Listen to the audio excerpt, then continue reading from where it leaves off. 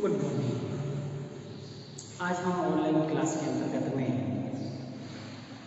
भौतिक और रसायन विज्ञान बीएड सेकेंड ईयर के अंतर्गत में विभिन्न आधारों पर पाठ्यपुस्तक का विश्लेषण किन आधारों पर करते हैं उनके बारे में अध्ययन करेंगे। और आज हम दोनों सब्जेक्ट रसायन विज्ञान और भौतिक विज्ञान का दोनों का साथ में इसलिए कर रहे हैं क्योंकि दोनों में ये समानता है, इसलिए हम इसको एक ही यूनिट में हम कंप्लीट करेंगे। पहला है आयु स्तर।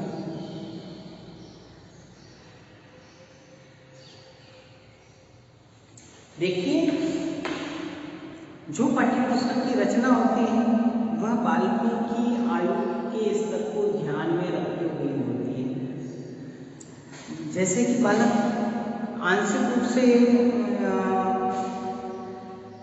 इतिहास के बारे में जानता है, जैसे कि किलों के बारे में जानता है या किसी औजारों के बारे में जानता है, ठीक है, या भूगोल की स्थिति के बारे में जानता है कि हमारे यहाँ कौन कौन सी फसलें होती हैं, इस प्रकार की स्थिति है, या समाज में रहते हुए उसके क्या रीति रिवाज हैं, इनके बारे में विशेष परंपराएं हैं, उन परंपराओं का ध्यान करना हमारा उद्देश्य होता है। तो आयु के स्तर के अनुसार पाठ्यपुस्तक का होना अनिवार्य है। फिर दूसरा आता है पुस्तक का आकार, कि भाई पुस्तक का आकार उपयुक्त है या नहीं है, ठीक है। और यदि नहीं है तो उसकी क्या कमी है, लंबाई अधिक है, चौड़ाई अधिक है, मोटाई अधिक है, किस प्रकार की है, ठीक है ना। तो इस प्रकार तो हमें ये देखना चाहिए कि उसकी 8 इंच लंबाई हो और 5 इंच चौड़ाई हो, ये उपयुक्त मानी जाती है। लेकिन यदि उस आकार में नहीं है, आयताकार होनी चाहिए, आयताकार नहीं है तो लंबाई चौड़ाई का 1.5 गुना होनी चाहिए। जो उसकी लंबाई है वह चौड़ाई के 1.5 गुना होनी चाहिए। तो इस प्रकार हमें उसके आकार को देखकर हम उसका विश्लेषण कर सकते हैं। किसका? भौतिक और रसायन विज्ञान की पाठ्यपुस्तक का। फिर आता है कवर। आप जानते हो कि कवर ही सबसे महत्वपूर्ण होता है, जिसको देखकर आप अनुमान लगा सकते हैं कि यह पुस्तक किस प्रकार की होगी। कुछ पुस्तकें बहुत अच्छी होती है लेकिन उसका फ्रंट कवर जो होता है वह बहुत ही निम्न स्तर का होता है, वह आराम से मुड़ने वाला होता है और उस पर प्लास्टिक चढ़ा हुआ नहीं होता है, जिससे बहुत जल्दी बुक को खोलते हैं तो पहला पेज यानी कवर पेज हट जाता है।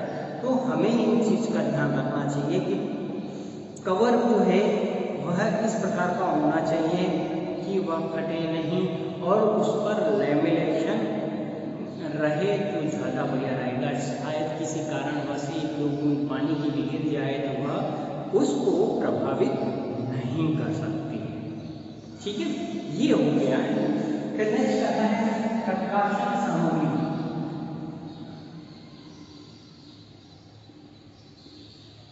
अब देखिए, प्रकाशन सामग्री में आपने पहले भी पढ़ा है, इसमें पुस्तक का नाम आएगा,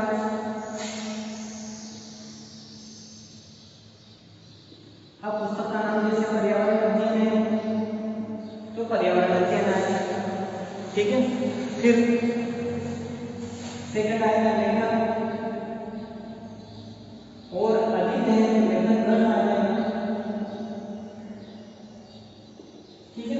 फिर ये लेखक के परिचय आ जाएंगे, इसका जो मेन कौन है और इसके सहायक कौन है, संयोजक कौन है, ठीक है ना, इसी के अंतर्गत आएंगे। और अन्य लेखक कौन है, ठीक है ना, एक तो मुख्य लेखक हो गई, संयोजक होगा, इसके साथ में अन्य कौन कौन से लेखक इसमें जुड़े हुए हैं।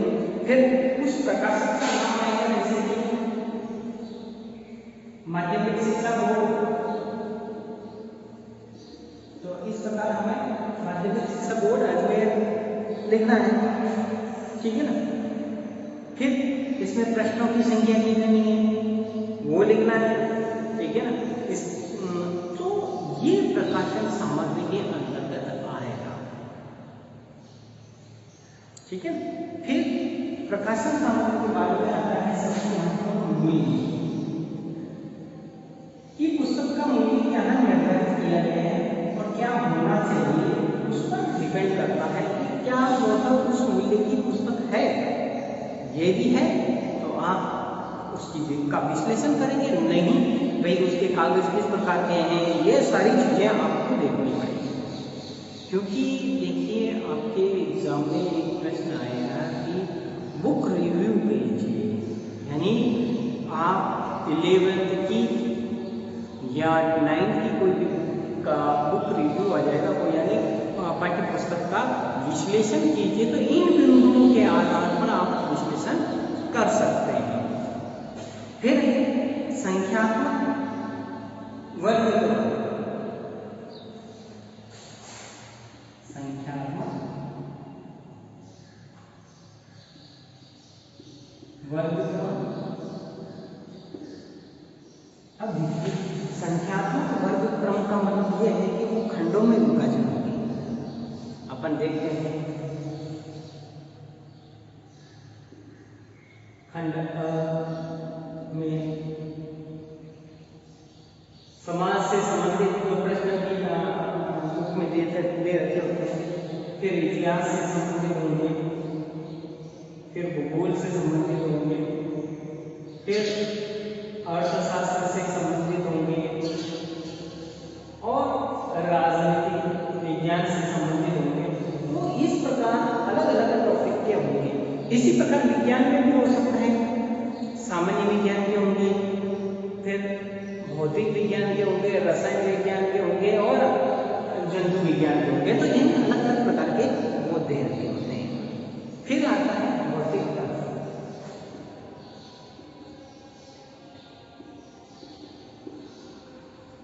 अब देखिए भौतिक तत्व में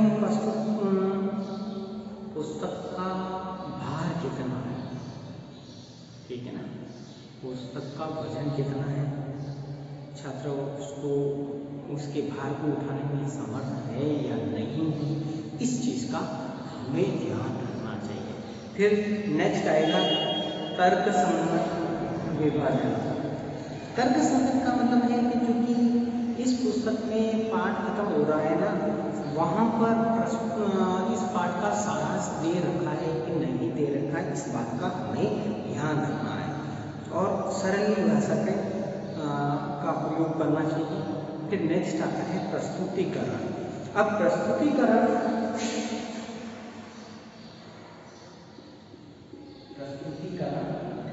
और उससे पहले हमने पूर्व में हमने पढ़ा था तर्क सम्मत विभाजन।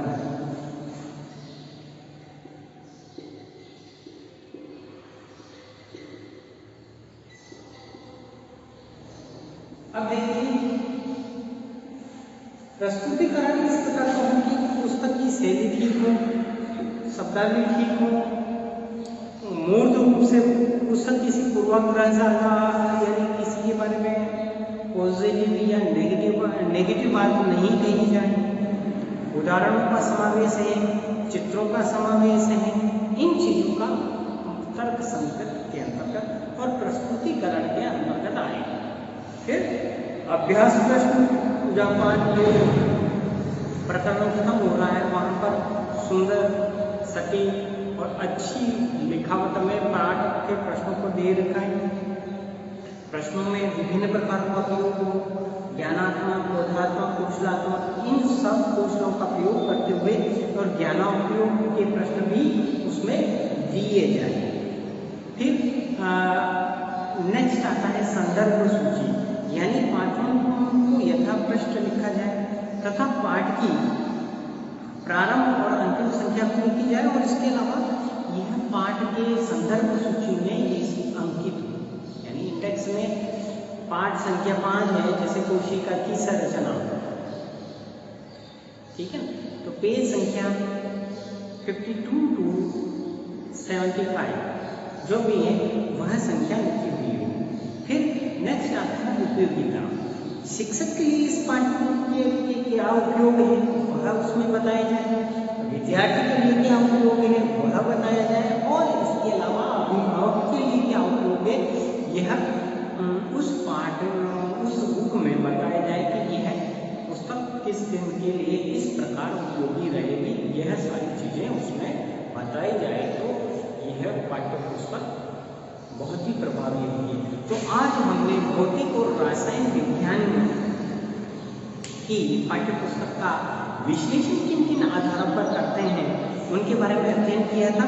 देखिए पहला था आयोजन के आधार पर, आकार के आधार पर, काल के आधार पर, प्रकाशन सामग्री के आधार पर, पुस्तक का मूल्य, संख्यात्मक वर्गीकरण यानी खंड विभाजन के आधार पर, भौतिक तत्व प्रस्तुतिकरण, तर्क सम्मत और तर्क सम्मत विभाजन, तर्क सम्मत विभाजन के बाद में अभ्यास प्रश्न के बाद में संदर्भ सूची, और लास्ट में इनकी उपयोगिता बताई जाएगी यह किन किन के लिए किस प्रकार उपयोगी रहेगी।